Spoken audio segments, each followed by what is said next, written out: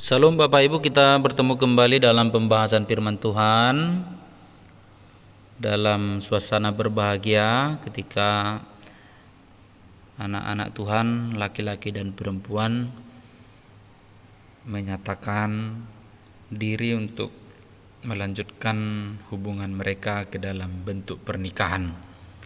Firman Tuhan bagi kita hari ini dari Ibrani 6 ayat 13 sampai ayat yang ke-16.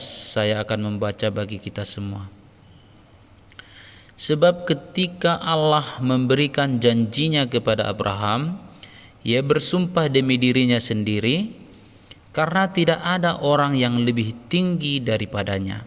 Katanya, sesungguhnya aku akan memberkati engkau berlimpah-limpah dan akan membuat engkau sangat banyak. Abraham menanti dengan sabar, dan dengan demikian ia memperoleh apa yang dijanjikan kepadanya.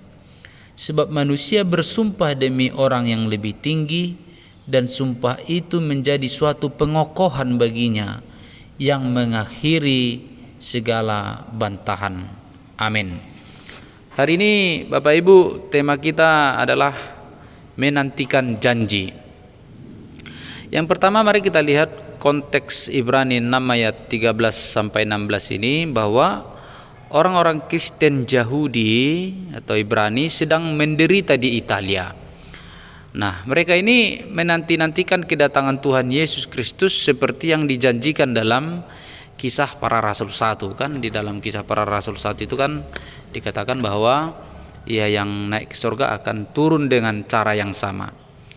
Nah, bagi mereka yang menanti-nantikan kedatangan Tuhan ini, Bapak Ibu, mereka bertanya, apakah ini hanya omong kosong begitu? Sebagian orang sudah mulai pesimis, apalagi suatu situasi mereka yang menderita karena mengikut Yesus, baik itu dari pemerintah maupun dari lingkungan sekitar. Mereka bertanya-tanya, kapan mereka ini, orang-orang Ibrani ini, lepas dari penindasan karena mengikut Yesus? Apakah memang kita ini dibuat menjadi jemaat yang menderita, menjadi orang Kristen yang hidup dalam penindasan selama-lamanya? Mungkin sebagian orang sudah mulai berputus asa akan penantian, kenapa Tuhan Yesus ini belum datang? Kapan kita merdeka? Kapan kita bebas? Kapan janji ini ditepati? Nah, Bapak Ibu yang terkasih, coba kita lihat lagi bahwa penulis kitab Ibrani ini juga mengajarkan bahwa Allah adalah figur yang dapat kita jadikan sebagai dasar untuk berharap. Dari mana kita bisa menjadikan Allah sebagai dasar untuk berharap? Coba kita cek kitab Ibrani. Kitab ini banyak bicara tentang iman. Orang yang beriman itu meyakini sesuatu akan datang walau sesuatu itu sebenarnya belum datang. Orang yang beriman itu tetap berharap sesuatu yang baik akan datang, akan muncul, akan hadir, walaupun situasinya sekarang belum seperti harapan itu. Nah,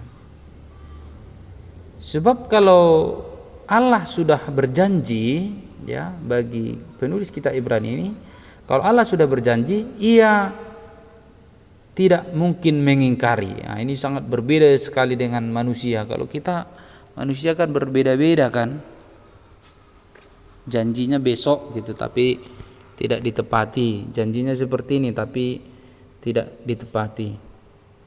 Nah, penulis kitab Ibrani ini beranggapan, ya, berasumsi bahwa kalau memang kepercayaan kita itu teguh, pengharapan kita kepada Tuhan pasti teguh, ya. Nah, karena sudah dijanjikan pasti akan ditepatinya. Tidak mungkin diose kalau bahasa Bataknya, ya. dan mungkin diose atau diingkari gitu, dilupakan, dihianati begitu. Apa contohnya? Kita lihat ayat 14 sampai 15 itu. Dari firman Tuhan yang kita bacakan tadi, bahwa apabila Allah telah berjanji kepada Abraham yang akan memberikan keturunan kepada Abraham dan Sarah, pasti akan ditepatinya. Dan itulah dasar kita untuk berharap untuk kedatangan Tuhan Yesus juga, kata penulis kitab Ibrani. Jadi itu konteksnya ya. Nah, sekarang Bapak Ibu, apakah hubungannya dengan pertupolon, perpadanan, bahkan pernikahan dari teks firman Tuhan yang kita baca ini? Pertama, mari kita lihat bahwa kedudukan orang yang berjanji adalah sama rata. Itu bisa kita lihat ayat yang ke-13 dan nanti bisa dilihat juga ayat yang ke-17 begitu. Nah, ini memang ada perbedaannya Bapak Ibu dengan teks yang kita baca, karena dalam teks yang kita baca itu Allah berjanji akan memberikan keturunan pada Abraham dan Sarai, dan itu ditepati. Dia bersumpah demi dirinya, karena tidak ada yang lebih tinggi dari dirinya.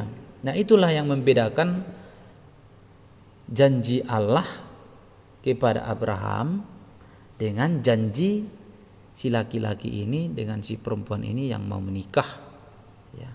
Itu yang membedakan, dan itu konteksnya tidak bisa kita paksakan, memang benar-benar berbeda. Kalau dalam konteks Abraham dan Sarah itu, Allah memang berjanji demi dirinya sendiri, karena Allah tidak ada lagi di atasnya ya. Dia berjanji untuk ciptaannya, untuk yang di bawah kedudukannya. Nah, tapi orang yang mau menikah kedudukannya sama, baik laki-laki maupun perempuan. Nah, coba lihat lagi bahwa sebenarnya secara logika Allah tidak perlu berjanji kepada siapa-siapa supaya dia tidak berhutang apa-apa. Nah, tapi dia melakukan itu. Dia berjanji kepada Abraham dan Sarai.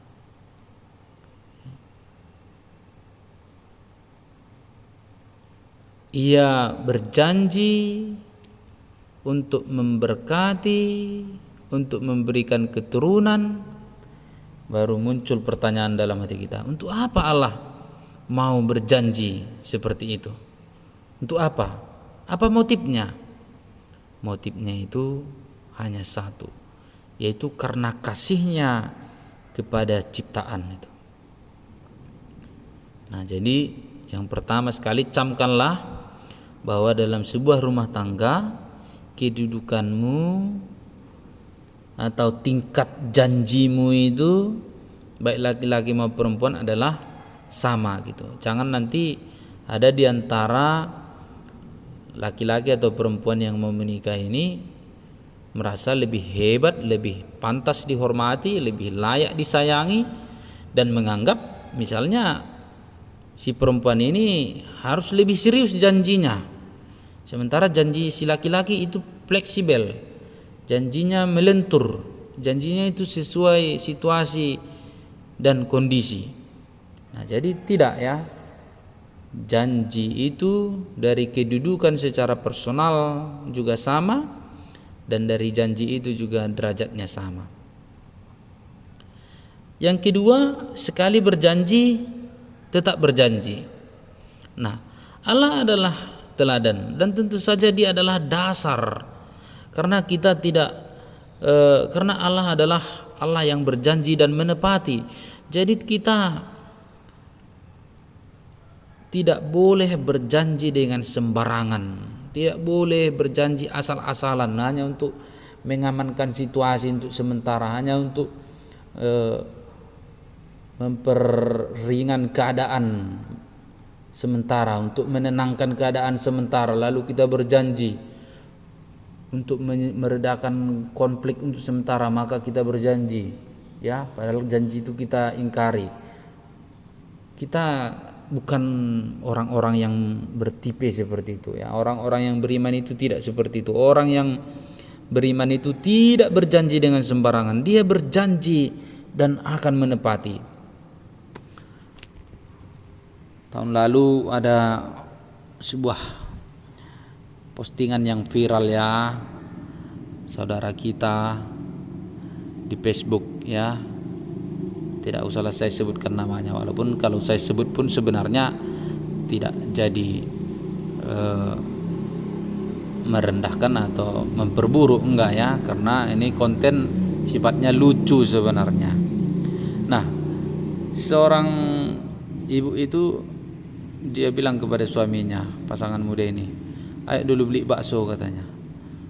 Ayolah dulu beli bakso, pengen kali aku makan bakso katanya. Dia bilang, nggak ada uangku, kata si laki-laki. Pergilah makan bakso. Pergilah, aku nggak ada uangku. Lalu si perempuan bilang, kalau dulu aku masih pacaran, kau tawari sama aku semua. Nggak pengen pun aku makan bakso, kau kasih bakso. Nggak pengen pun aku makan ini, kau kasih, kau tawar-tawari, kau paksa-paksa. Baru dengan santainya ya, santai si laki-laki bilang, ya itu dulu lah, itulah pokoknya sengajanya itu. Yang penting dapat dulu kau, mau dulu kau jadi pacarku, nantilah itu gitu. Nah jadi lucu ya, lucu bagi saya itu lucu kalau saya nontonnya itu, karena di situ dia memperlihatkan bahwa ya janji itu ya, bahkan kebiasaan itu ya dululah itu begitu. Nah, jadi di sini dua anak Tuhan berjanji, ya, berjanji saling mengasihi, bahkan berjanji untuk membahagiakan, menghormati orang tua. Si laki-laki berjanji menghormati orang tua si perempuan. Si perempuan juga berjanji menghormati orang tua si laki-laki. Janji itu memang tidak tertuang di sini, tapi janji-janji yang baik itu sekali kita ucapkan ya, sekali kita ucapkan itu harus kita penuhi ya. Tidak boleh kita lakukan dengan sembarangan. Yang terakhir, nantikanlah janji itu dengan sabar ya, ayat yang ke-15. Di sini Bapak Ibu dan Saudara, terutama anak-anak Tuhan yang mau merencanakan pemberkatan pernikahan, berikanlah ruang. Kalau janji itu antara laki-laki dan perempuan itu tidak bisa ditepati dengan secepatnya, dengan segera. Nah, jadi di lain sisi juga ya, setiap orang itu harus hidup belajar sabar, baik laki-laki maupun perempuan ya. Sama seperti konteks di sini tadi, sama seperti jemaat-jemaat yang tidak segera melihat Yesus datang kedua kali. Penulis kitab Ibrani juga minta mereka sabar begitu, sabar, ada waktunya begitu. Tidak boleh juga memaksakan sesuai dengan kehendak kita. Dalam menjalin hubungan suami istri, dalam mengarungi bahtera rumah tangga, proses yang dijalani itu begitu panjang ya. Kalau mungkin ada janji-janji yang selama ini janji-janji manis begitu ya, apakah si laki-laki mengatakan, aku tidak akan membiarkanmu kena matahari karena cintaku padamu, kamu tidak akan kusakiti. Nah jadi ya bersabarlah, ikuti prosesnya.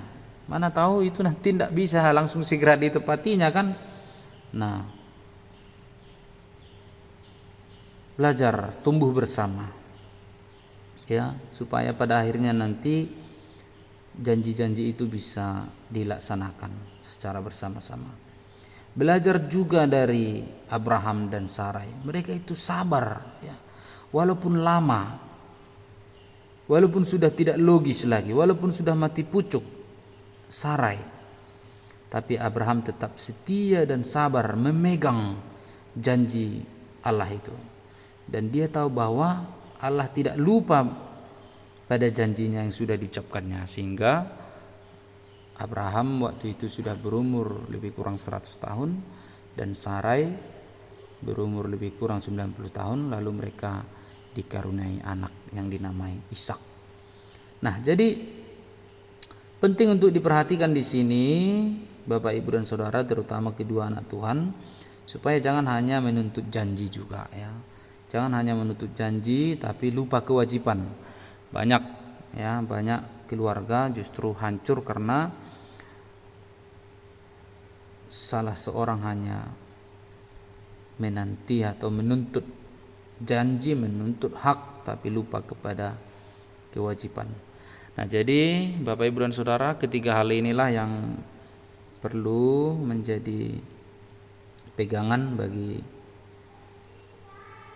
kita dalam menjalani rumah tangga.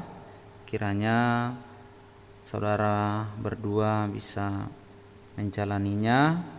Yang pertama tadi, kedudukanmu sama, janjimu sama, kedudukannya juga secara personal juga sama.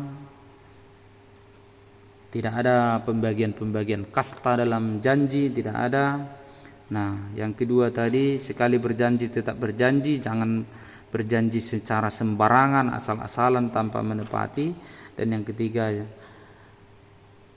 nantikan janji itu dengan sabar, kasih ruang dalam hatimu bila mana janji-janji indah itu tidak bisa dilaksanakan dengan mudah. Tetap berdoa, tetap berpengharapan, tetap berusaha supaya harapan-harapan itu bisa menjadi sebuah kenyataan. Amin. Tuhan memberkati kita semuanya. Salam.